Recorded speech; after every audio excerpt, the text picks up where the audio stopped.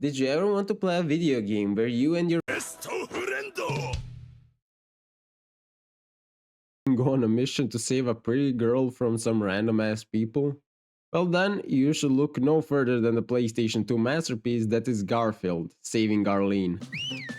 Alright, let's review this shit. The game starts you off with Garfield sleeping in this rather seductive pose and Odie scaring the living crap out of me. Oh! I mean the audacity. Ugh. I've never realized how fucked up his face was until he turns here.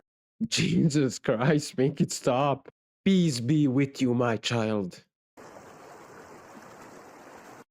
Oh no, he licked him. He licked him. In spite of its less than inspiring voice acting, this game never fails to crack me up. Odie doesn't respect anything. Not even my naps before meals. It's really a shame they couldn't get Chris Pratt to voice him since he was too busy being an actual actor instead of voicing Italian plumbers and Emmett. Fuck you, Emmett, you started a circus. A truck? Could it be the ice cream man? Oh no, it's the animal annihilation facility. Hey yo! See Arlene back there? She's the only character with a 2D sprite instead of a 3D model. You're welcome. We start running after her through the gardens to save time, I guess, like a shortcut, I don't know. Before we talk about anything else, can we acknowledge this grill that's being overseen by fuck all? Someone call the fire department. The fire spirits are going to spawn and kill me skeletons. My scar me 3 elixir plus nerf them from 3 to 1. Quite fittingly, you start off with 9 lives. Gain more by collecting at least 10 Pookies. If you lose all of your lives, you need to go back to the previous save. We are quickly introduced to the basic items and skills that we'll be using throughout the game. The first one being the key, which you use to open doors and progress. Well, it's not really something you use, it's more of an end goal log behind a puzzle.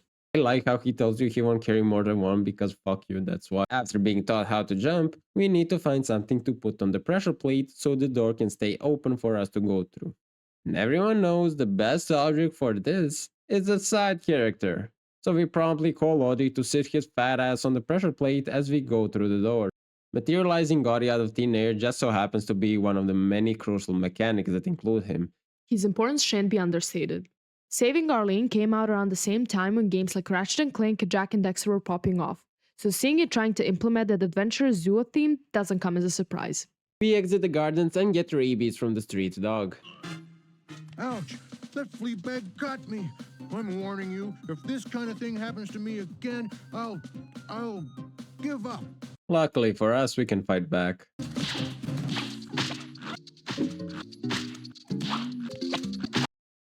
Ah yes, his 3-footed toy stuck with him.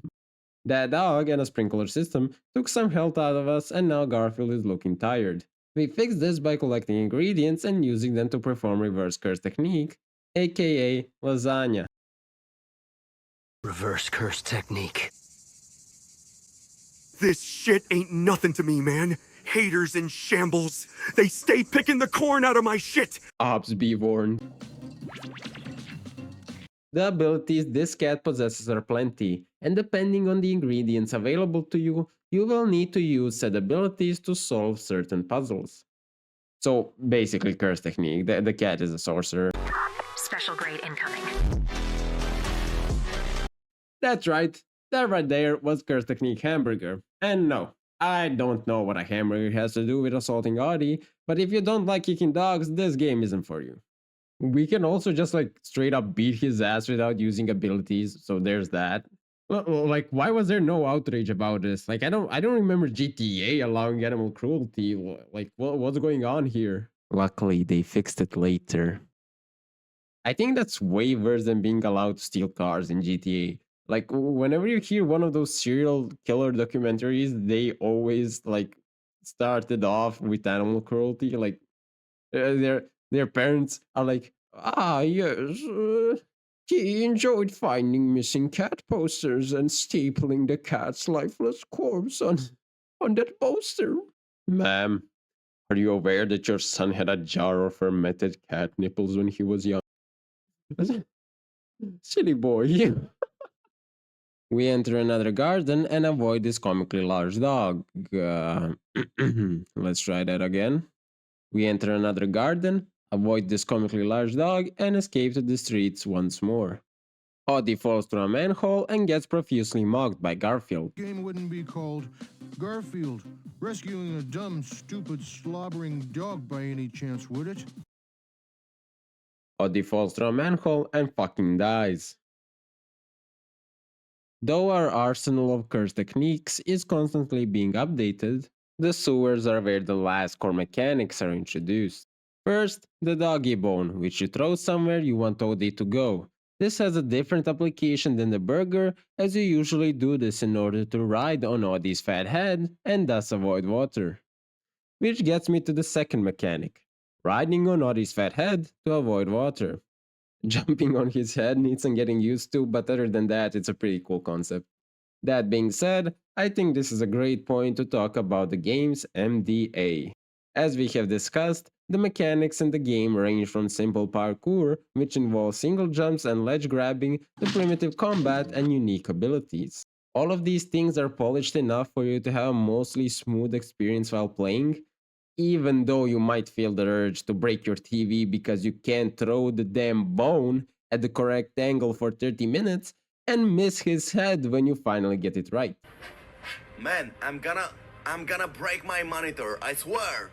But it's not the mechanics that are interesting, but rather how they interact with one another, and more importantly, what game states do these mechanics create, aka the dynamics of the game. For those who didn't quite understand, the dynamics is how mechanics interact and play out during the gameplay. It's the actual experience of playing the game, the strategies, the choices players make, and how these choices affect the game state. In chess, dynamics include tactics like pinning pieces, controlling the center, and planning ahead, while the mechanics are moving the pieces and how pieces are allowed to move. Despite its label as an action-adventure platformer, Garfield Saving Arlene in its core is a puzzle game. It throws you into a level, gives you a bag of mechanics, and lets you figure it out. The challenge of this game isn't the parkour or hitting those stray dogs, though those things aren't easy either. It's figuring out how the fuck you're supposed to reach that damn key, and why the fuck is it on that porch? The game knows what it's good at and rolls with it. It doesn't have unnecessary double jumps or wall jumps or whatever the fuck you can think of. Everything feels like it belongs. Like, how many times did you find yourself amidst a good game only to start complaining about a seemingly random stealth level, or a random maze, or a random stealthy maze, or yeah, you get the point.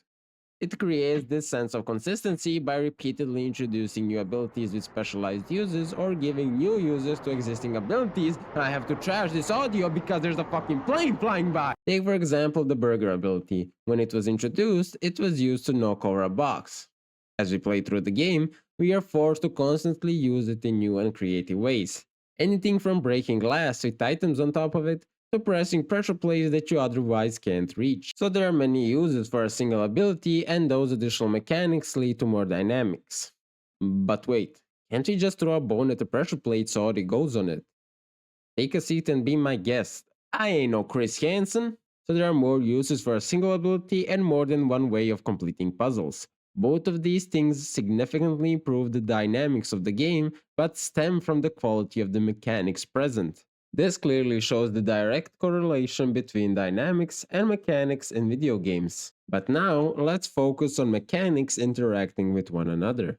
Calling Odie is one of the things that we can do without any items. It is mostly used for placing him on pressure plates, but can also be used to call him in front of us, so that when we throw the bone, he doesn't start running from some random ass direction from which we can't reach him. But this is more often than not a quality of life change rather than a utilization. Remember the comically large dog we avoided? The one that does 3 whopping hearts of damage? You can avoid him by climbing high enough or staying outside his detection radius. But sometimes, avoiding him simply isn't an option. So what the hell are you supposed to do? You see, when we whistle for Odie to come, he doesn't just materialize in front of us, he runs towards us. And by kicking him behind the big guy using the burger ability, You can call Odie and with no questions asked, he nukes the op. So there you go. Odie is a special grade sorcerer. Yeah. This mechanic can also be used for breaking certain barriers, again showing the different dynamics for the same mechanic. Sometimes you can run past him just by using reverse curse technique to heal up when he hits you, again highlighting the freedom to solve the puzzles however you see fit. Later on in the game, you get the curse techniques of Cheesecake and Milkshake. 術式順転青術式反転赤 Cheesecake allows you to Hey, it allows you to blow up and glide through the air, something this frame from the trailer clearly pays homage to, like clearly. I'm lighter than air. Well, almost. Immersion saved. Scientifically accurate Garfield for the win. Consuming the milkshake allows you to reach Mach 2 speeds, breaking the sound barrier in the process. This is usually used for running from a pressure plate towards the exit before the door closes, or simply for dodging pistons about to crush you. Sometimes at the end of pistons, there is a chasm beneath you, prompting you to quickly switch from the milkshake to the cheesecake and glide away to safety. Since all of these abilities are activated by pressing triangle, you have to manually select the ability you want to use. Considering you're about to be crushed by pistons or fall into a bottomless pit, let's just say this isn't the easiest thing to pull off. 術式順転青術式反転赤挙式紫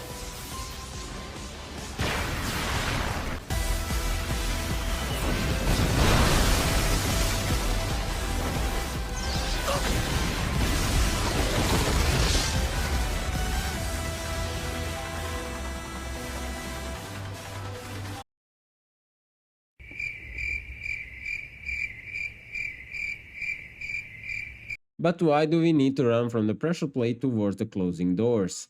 Can't we just call Odie to sit his fat ass down on the pressure plate like he always does?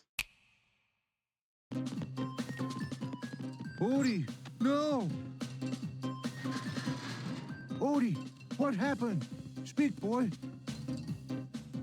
Odie, this time you are stuck.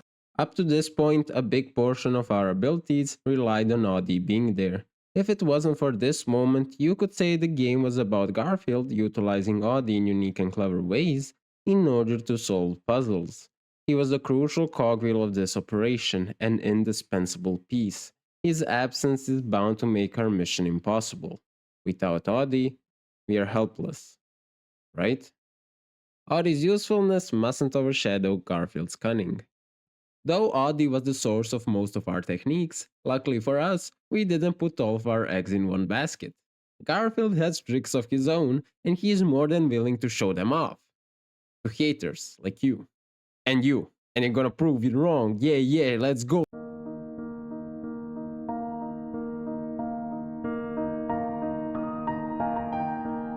Saving Arlene will have to be postponed as a new objective has arisen. Arisen. With special grade status in hand and lasagna between his teeth, Garfield marches into the factory and the operation, Ode to Odie, begins.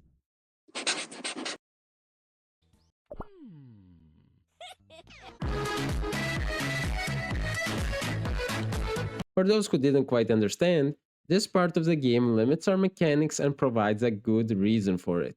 They didn't just limit our ingredients out of nowhere, they created a game state where you have all the ingredients you could wish for, but the absence of your trusty partner Womp Womp limits their usefulness. As you might have guessed, this part of the game shows Garfield as an important part of the game. Yeah, I wrote that amazingly. And cements the fact that this operation couldn't have been pulled off by any random cat. Respect. He will display new abilities, but it is the highlighting of the existing ones that is just as important, if not more so. Is this a maze? What am I looking at? It's not even a maze. It's like I see the exit. I saw the exit as soon as I walked in. You can't classify this as a maze. It's a park. I'm in a park. Oh well, Evading these doggies and permanently turning on sprinklers is a piece of cake, right? But no, really, why are they always on? And the barbecue it never went out, did it? The sun it moved, right? It, I I have to call John. Where is John? John?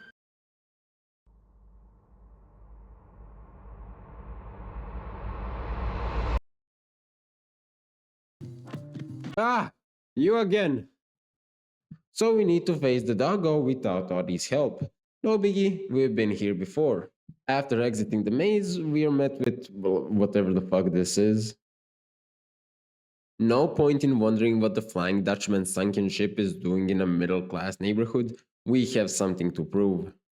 This section is entirely parkour, from jumping from ledge to ledge, across floating crates, and even over rolling barrels. It is designed to test your cat like reflexes, pun intended.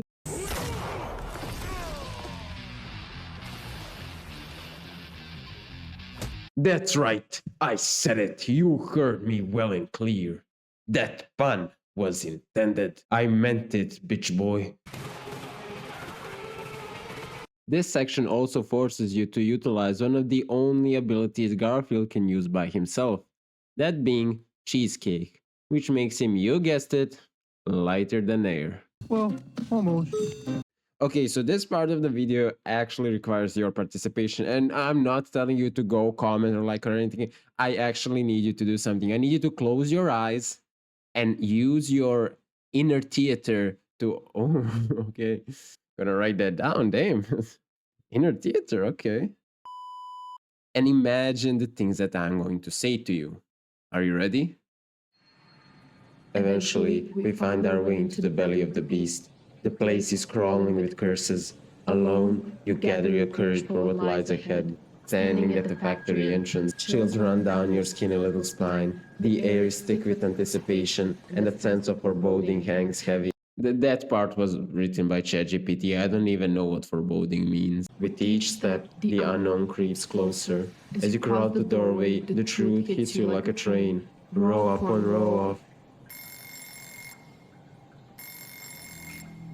Oh no!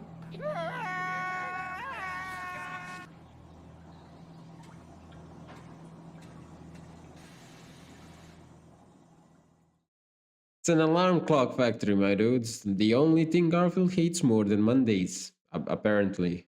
Faced with these overwhelming odds, in the heart of the Baker's domain, we concoct a daring plan on the spot. Cursed Technique Milkshake. We harness the power of sugar and carbohydrates to propel our bodies at the speeds that exceed Mach 2, effortlessly slicing through the air with our newfound agility. With this unexpected advantage, we charge forward, ready to confront the nightmares that lurk within the factory's depths. If you have been paying close attention to what I've been saying throughout the video, you have actually seen Garfield's true technique, though you might have not realized it just yet.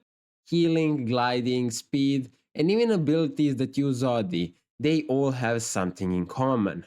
They all have the same root, the same cause. Be it to save Arlene, rescue Odie, or simply collect a golden Pookie worth 5 regular Pookies, Garfield has shown his actual curse technique over and over again.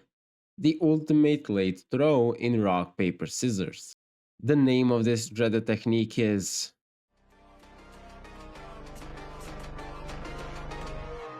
領域展開無料空襲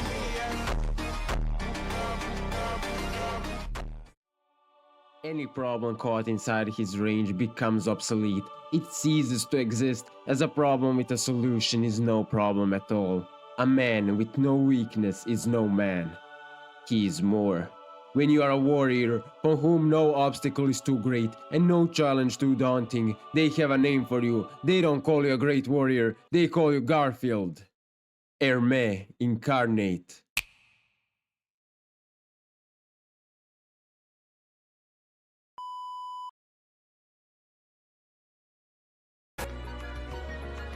君は五条悟だから最強なのか、最強だから五条悟なのか。